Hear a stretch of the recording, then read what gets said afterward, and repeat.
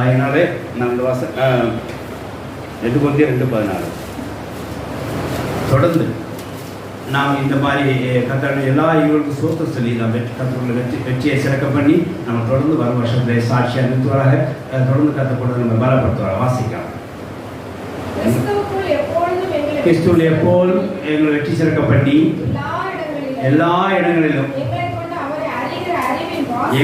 எங்களை கொண்டு அவரை அறிவின் வாசனையை வெளிப்படுத்த தேவனுக்கு ஸ்தோத்திரம். ஹல்லேலூயா. கிறிஸ்துவில் எப்போதும் வெற்றி சிறக்க பண்ற எங்களை கொண்டு தேவனுடைய வாசனை வீச எல்லா இடங்களும் வாசனை வீச செய்கிற தேவனுக்கு ஸ்தோத்திரம் என்று சொன்னார். தேவனுடைய வசனம் ஸ்தோத்திரம் உண்டாதாக.